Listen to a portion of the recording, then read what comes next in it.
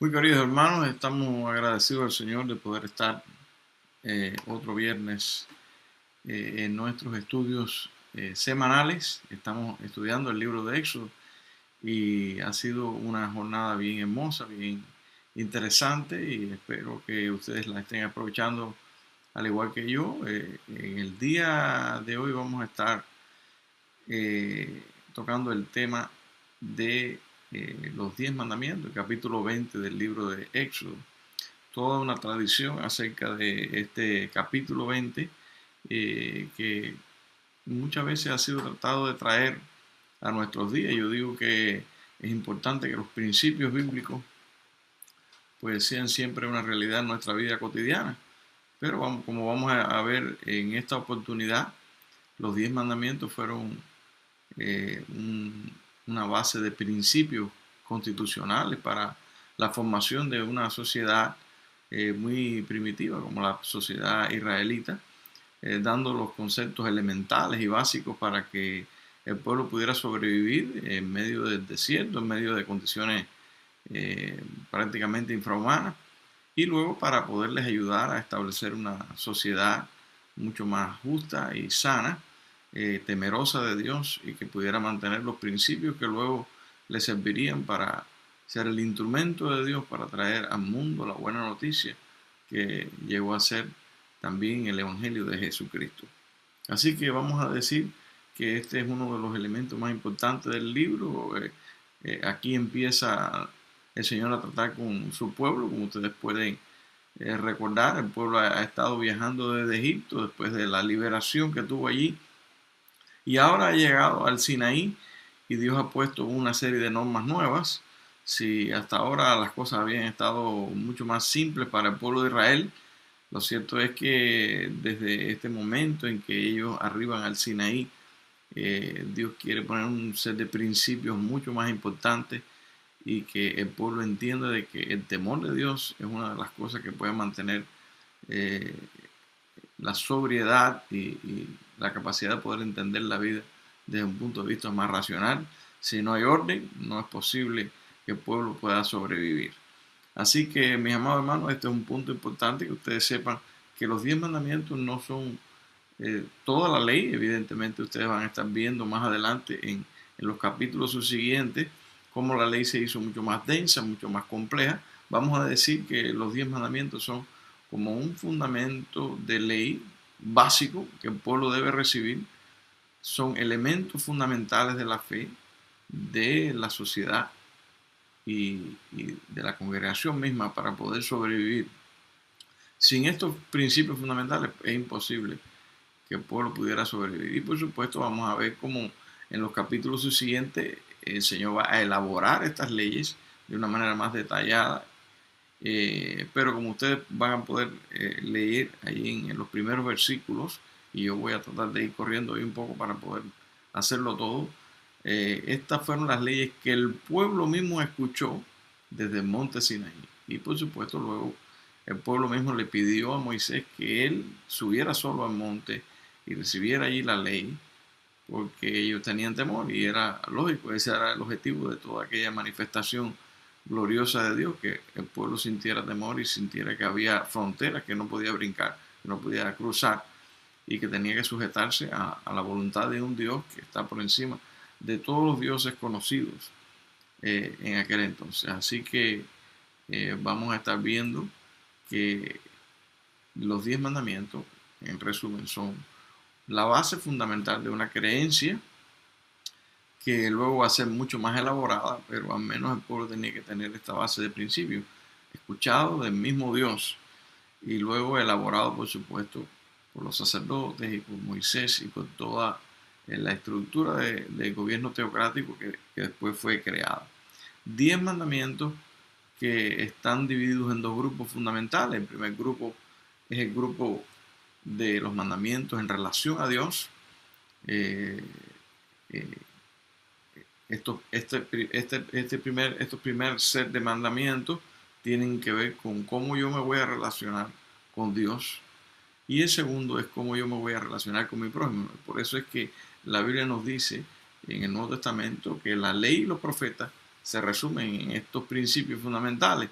ama a tu Dios sobre todas las cosas y a tu prójimo como a ti mismo.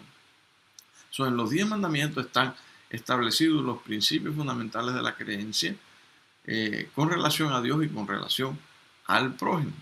Así que no tendrás dioses ajenos delante de mí. El primer mandamiento que tiene que ver con relación a Dios.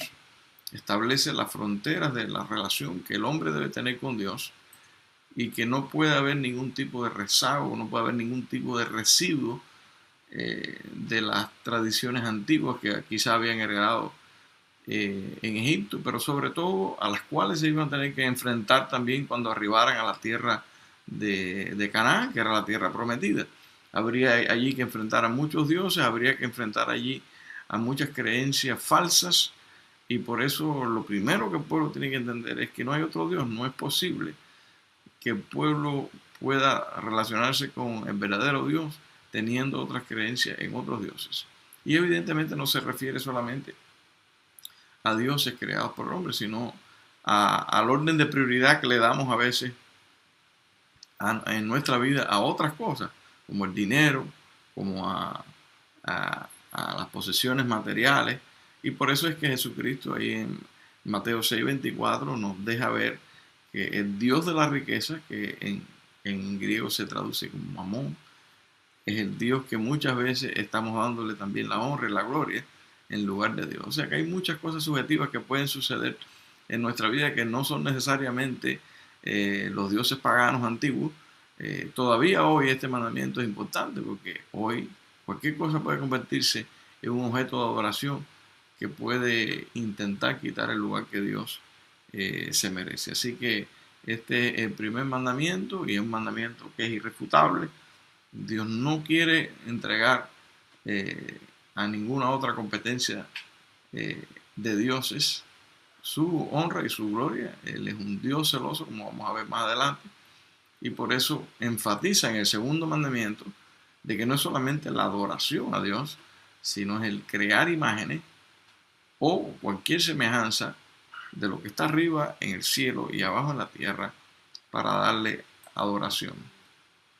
Los antiguos tenían también la costumbre de atribuir valores espirituales a las cosas creadas, y por eso recordamos que en el mismo Egipto de donde ellos procedían se le adoraba a los animales, como por ejemplo a la rana, se le adoraba al buey Apis, y esto es una de las cosas más importantes que el pueblo tiene que entender. Estas cosas ya quedaron en el pasado y no volverán a ser más. No te crearás ninguna semejanza ni siquiera de lo que tú puedas pensar acerca de Dios. Así que no es el asunto solamente de crear otros dioses con otras imágenes, sino que del mismo Dios no te vas a crear ninguna semejanza. No te vas a crear nada, porque es imposible poder imaginarnos la realidad de Dios. No es posible que nosotros podamos representar con obra de manos de hombres la realidad de la grandeza de Dios, y por tanto es muy importante, para no menospreciarla, para no profanar esa imagen, que no hagamos ninguna imagen. Esta es la única religión. Y esto después, por supuesto, va a ser compartida con, con los cristianos y luego también con los musulmanes, que es monoteísta. Aunque también entre los persas existió más tarde el zoroastrismo, que tiene una especie también de monoteísmo, pero en el que la única diferencia es que este dios zoroástrico es un dios dual, que tiene una doble voluntad, buena y mala, y por eso le hace ser una personalidad bien compleja, muy distante del verdadero Dios de Israel. Y por supuesto estamos casi convencidos de que el zoroastrismo tiene en su desarrollo muchas raíces en el pensamiento hebreo. Así que yo lo que quiero es enfatizar la idea de que ninguna imagen sale de la creencia en Dios. No hay nada que pueda representar al verdadero Dios. Y entonces, en tercer lugar, está no tomarás el nombre de Dios en vano. Esto es una cosa que como cristianos nosotros no podemos entender simplemente por el hecho de que no entendemos el valor que tiene un nombre hoy. Pero para los antiguos el nombre era algo bien importante. En la antigüedad, darle un nombre a una persona tenía mucho valor porque en algún sentido representaba lo que la persona había sido, vamos a decir, que representaba lo que era el valor de su propia vida o lo que podría ser en el futuro, el deseo de sus padres, el propósito de una promesa. Y así vamos a ver que los grandes hombres de Dios fueron nombrados después de eventos grandes. Incluso sus nombres hasta cambiaron en ocasiones, como es el caso propiamente de Jacob, que fue cambiado a Israel por el mismo hecho de que había encontrado en un momento de la historia un cambio radical en su vida, de ser un hombre ordinario, un suplantador, para convertirse en un príncipe de Dios. Y por eso, mis amados hermanos, el nombre no debe ser menospreciado. Y en el caso de Dios es una cosa extraordinaria, ya que el nombre de Dios no se lo dio o no se lo tocó ningún ser humano. Dios mismo adopta este nombre: yo soy el que soy, el indescriptible, por decirlo de alguna manera. Y también, si lo vamos a aplicar atemporalmente, yo soy el que fui, yo soy el que seré. Estas son las implicaciones del nombre de Dios, que supuestamente debió haberse pronunciado Yahweh.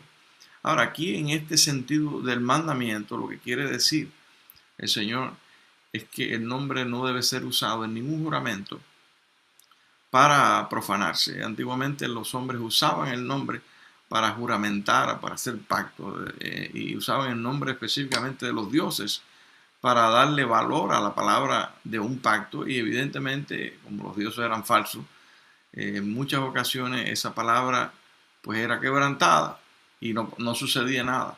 Y esto es una advertencia que viene al principio de los 10 mandamientos con mucho valor. Si usted es parte del pueblo de Israel y usted tiene estas costumbres de juramentar con el nombre de sus dioses, más le vale no tomar el nombre de Dios en vano, porque este es un Dios que sí tiene en cuenta el perjurio y tiene en cuenta la traición, y es un Dios que va a mirar con buenos ojos al inocente, pero no va a mirar con buenos ojos a aquel que traiciona y a aquel que no es justo.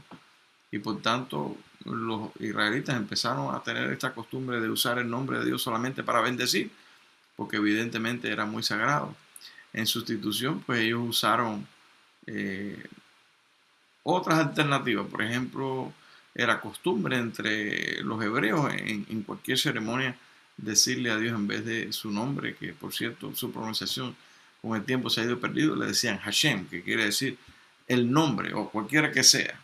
Y se hizo una tradición llamarle a Dios el nombre, Hashem. Y ha sido tradición hasta nuestros días. Todavía hoy los judíos llaman a Dios Hashem. Y también una alternativa es Adonai, se usa más bien en las lecturas tradicionales, que quiere decir el Señor, dándole a Él el valor de todo reinado de los cielos. Y el cuarto mandamiento, que es el último de los mandamientos en relación con Dios, dice: acuérdate del día de reposo para santificarlo. Y evidentemente, aunque la tradición atribuye al séptimo día el día de reposo, y los sacerdotes explicaron en algún sentido de que era porque Dios había creado el mundo en 6 días y el séptimo día había descansado, esto no especifica el hecho de que hay un día en la semana que debe ser reservado para Dios, porque de hecho todos los días son de Dios, pero al menos un día debe ser reservado para Dios, porque el principio que surge de esto, o que se sobreentiende de esto, es que el hombre, para vivir, debe trabajar. Y no es posible que la idea de una vida religiosa asceta y de monasterio sea el ideal que Dios está queriendo para todos los hombres. Todos los hombres deben trabajar y todos los hombres deben producir su sustento diario y mantener a su familia. Pero un día hay que parar de todas las cosas para descansar. Y en ese día se debe adorar a Dios, y en ese día se le dedica el tiempo a las cosas más importantes. Quiero que ustedes entiendan de que esto es algo muy importante, que se legalice un día para que el hombre no pierda la conciencia de que no está aquí por cuenta propia, sino que Dios le ha traído, y la liberación que tiene es por causa de Dios. Y cada vez que va a comenzar una nueva semana, es muy importante que el hombre, ya sea el último o el primer día de la semana, eh, sea dedicado para Dios. Y esto fue algo que existió desde el principio y desde este fundamento de la ley que es que se encuentra perfectamente aquí en la ley de Dios, en los 10 mandamientos.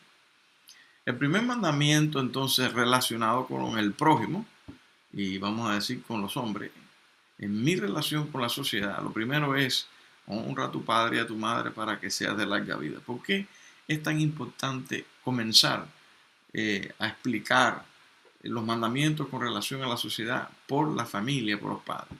Bueno, evidentemente, mis amados hermanos, los padres son la base de la sociedad y la transferencia de valores entre padre e hijo es lo que verdaderamente sostiene a la sociedad. Y la forma en que los padres enseñan a los hijos de una manera consistente y dando valor a sus enseñanzas es lo que va a lograr que los hijos den valor a estas enseñanzas. Lo que produjo que Israel fuera un pueblo tan exitoso durante tanto tiempo, a pesar de todas las persecuciones que ha tenido, ha sido porque ha dado valor a la familia de una manera extraordinaria. Y por supuesto, la fe cristiana tiene esto como un fundamento supremo. Aunque quizás en el cristianismo, por no haberse visto como una ley espiritual, como una ley moral como un peso sobre nuestras espaldas, pues hoy también en un mundo cristiano en el que vivimos, la sociedad está tan desmoronada por no haber seguido estos principios.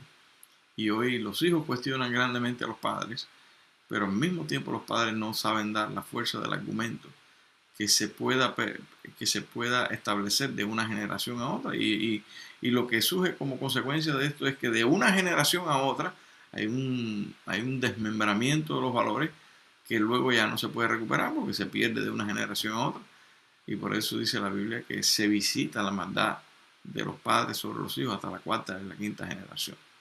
Tercera y cuarta. Y por eso es muy importante, mis hermanos, que nosotros entendamos que establecer familias con valores muy sólidos es lo único que garantiza que nuestros hijos también agarren la misma fuerza para transmitir a la siguiente generación. Es un asunto de vida o muerte, porque la generación, cuando ya pierde la orientación a partir de su conexión con la anterior generación, pues tiende a mitigar esa conexión y establecer valores propios de cada generación, lo cual es realmente preocupante porque la generación que se establece sin principios y sin fundamentos es una generación inmadura, una generación que no entiende por qué las cosas llegaron a ser como son. Y esto es una de las cosas que estamos viendo hoy en nuestros días. El hombre moderno se está desmoronando porque ha dejado su conexión con los antiguos. Ha dejado de preguntarse por qué los antiguos vivieron de tal o de más cual manera. Y esto está trayendo grandes consecuencias. Y el mundo de hoy está tan convulso precisamente por eso, porque no hay una verdadera reflexión basado en la experiencia de otros. El segundo mandamiento de esta segunda sección de mandamientos, y que vendría a ser el sexto mandamiento, es no matarás. Ahora, no matarás pareciera ser un mandamiento un poco raro si vamos a analizar toda la historia subsiguiente del pueblo de Israel y el hecho mismo de que el pueblo sí mató, que de hecho antes de llegar al Sinaí tuvieron que batallar una batalla bestial contra Amalek y en el tiempo subsiguiente tuvieron que enfrentar muchas batallas. ¿A qué se refiere este no matarás? Bueno, la palabra hebrea aquí significa no asesinarás y es específicamente del crimen de lesa humanidad, el crimen que tiene que ver con un crimen injusto que se hace sobre el inocente. Y de hecho en hebreo hay muchas palabras para hablar de matar, pero específicamente el mandamiento se refiere a matar sin causa, matar sin una verdadera justificación. Y de hecho, incluso cuando uno tiene que establecer estas fronteras morales tan grandes, es importante que sepan que los antiguos tenían menos fronteras acerca de la vida que la sociedad moderna. Pero aún así, matar injustificadamente, indiscriminadamente, no era posible, no estaba justificado. Y por supuesto Dios iba a intervenir de una manera dramática y drástica sobre aquellos que mataran sin ninguna causa. Matar, de hecho, no es nada realmente aceptable. Y la fe cristiana, por supuesto, sobrepasa este mandamiento explicando de que la vida es muy sagrada. Y la fe cristiana sobredimensiona este mandamiento para decir que uno ni siquiera debería enfrentarse a los enemigos. Pero evidentemente esto es tema de un tema mucho más profundo y de mucho más taller. Sépase simplemente que el mandamiento quiere decir no vas a cometer un crimen sobre una persona inocente. Y porque Dios no va a perdonar a una persona que maltrata al inocente, ya sea que fuera extranjero, ya sea que fuera un esclavo. La persona debe pagar cuando se mata a un inocente. O sea, la muerte no es bienvenida en ningún momento. Pero específicamente el crimen y el asesinato va a ser castigado por Dios. El siguiente mandamiento es no cometerás adulterio. Y mucha gente ha criticado estos 10 mandamientos específicamente por el carácter familiar y en algún sentido misógino que hay. Siempre se ve a la mujer como un objeto y es ciertamente parte de la tradición antigua que las mujeres eran objetos eh, de propiedad de los hombres. Y entonces, mi amado hermano, es muy importante que sepamos que se hace un sobreénfasis sobre la realidad de que el adulterio, más que una traición, es una expropiación de una propiedad que no es suya. Eh, y es muy interesante que aunque la mujer es menospreciada en este tipo de sociedad patriarcal, la verdad es que la mujer también tiene la voluntad de rechazar en un momento determinado a alguien que pretende apoderarse de ella, siendo ella parte de otra familia y siendo ella también, vamos a decirlo en estos términos, propiedad de otro señor. La mujer tenía el deber de decir que no y de rechazar, y por tanto una violación en este caso sería tratada desde otro punto de vista. Así que por tanto el adulterio es imposible, es inadmisible, vamos a decirlo de esta manera, y era castigado con la pena más severa, la pena de muerte, porque era una expropiación. De hecho, el punto de toda esta realidad es que, como vamos a ver más adelante en los detalles de la historia, la verdad, mis amados hermanos, es que la mujer podía divorciarse y el hombre en un momento determinado podría darle carta de divorcio a una mujer que no le gustaba. Y aunque esto no es el ideal cristiano, evidentemente, en el pueblo antiguo, para evitar maltrato, para evitar que la mujer sufriera por causa de los hombres que las detestaban y que no las querían, pues entonces había este recurso eh, alternativo del divorcio. Ahora, el adulterio, esto sí era inadmisible y vamos a ver que es una de las cosas que para Dios destruye la sociedad, que el hombre quiera poseer lo que no es suyo y sobre todo la fuente de la familia. La mujer era concebida como la fuente de la familia. Cuando un hombre era desprovisto de su esposa, a través del adulterio, evidentemente se contaminaba la fuente que luego traería al mundo los hijos y sería una deshonra grande para la familia. Por eso era visto de una manera dramáticamente mala. Y esto tiene que ver también con no robar. El punto de la historia es que Dios está interesado en que la propiedad sea respetada. Y por tanto, cada hombre debe tener la limitante de saber que para poder vivir en paz y para poder vivir en armonía, la propiedad ajena no puedes tocarla.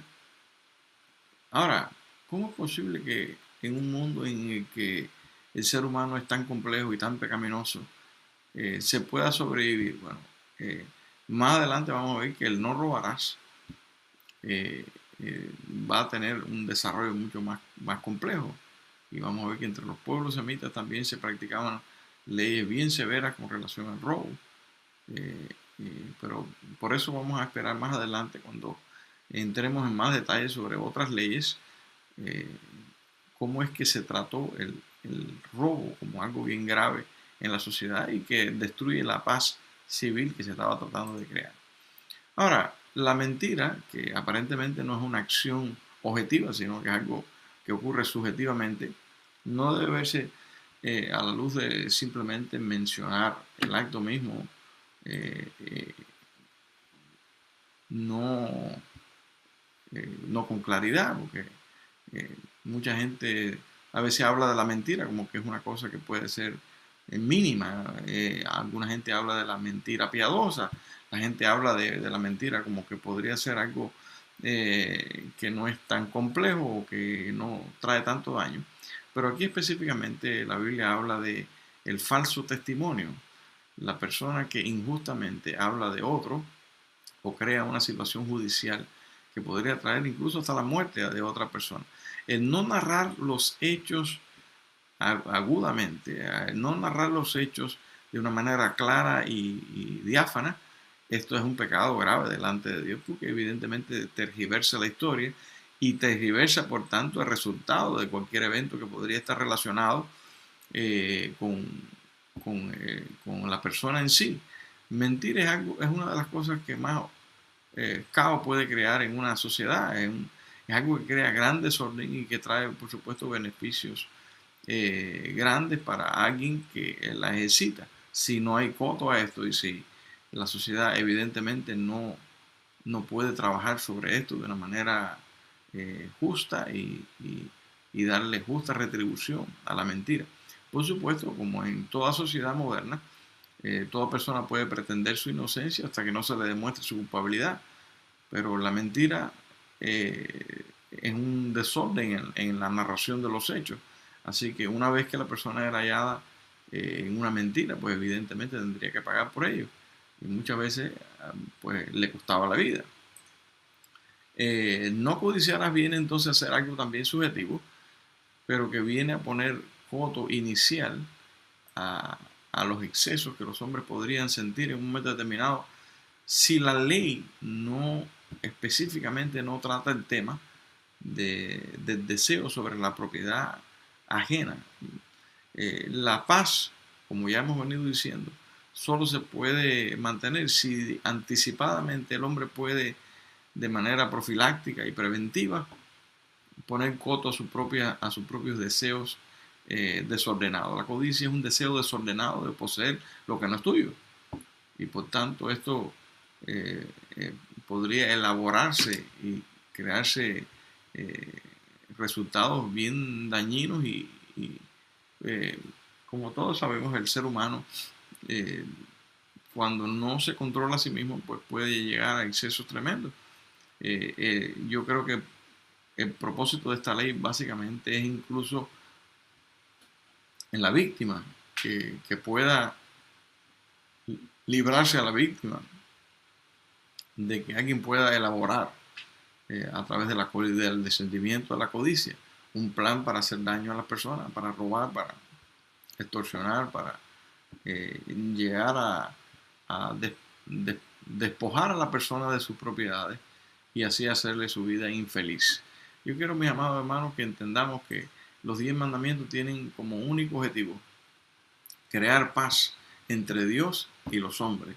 Primero, que el hombre pueda entender que le debe a Dios su propia existencia y que en cualquier relación que el hombre pueda tener con Dios tiene que haber una reverencia, tiene que haber un interés de poder reconocer el valor mismo de Dios en todo sentido. Y estos 10 mandamientos son el fundamento de cualquier otra ley que se va a crear luego en el futuro, en el pueblo de Israel, con un carácter temporal. Vamos a decir que esta es la constitución eh, del fundamento moral de Israel y luego otra ley que queda establecida en el resto del libro de Éxodo, luego también que vamos a ver en los demás libros del Pentateuco. Incluso después los mismos hebreos israelitas pues fabricaron el Talmud, que es la explicación extra bíblica de todas estas leyes.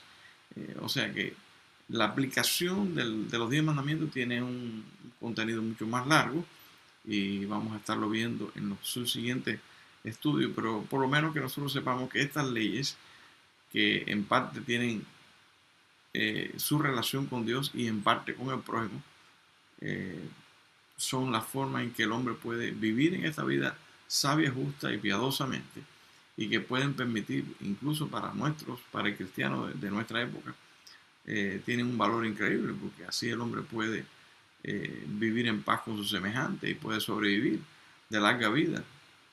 Eh, el hombre hasta hace 150 años no vivió más de 44 años. Está visto por los estudios antropológicos que se han hecho a través de la historia. El ser humano no vivió mucho hasta hace poco. O sea, la longevidad del hombre viene producto de que se establecen principios fundamentales de sociedad que están basados precisamente en estas leyes. Porque entre la guerra, el hambre y las enfermedades, el ser humano no pudo sobrevivir muchas décadas, aunque la verdad de los principios bíblicos se cumplió y al menos un buen grupo de ellos también vivió largas vidas. Y se habla en la historia de personas que vivieron hasta 120 años y mucho más. Pero la media general vivió poco, porque el ser humano vivió bajo mucha opresión, mucha muerte, mucha destrucción. Y estos principios hicieron sobrevivir al pueblo de Israel precisamente porque estaban destinados para eso, para que el hombre pudiera vivir por mucho tiempo.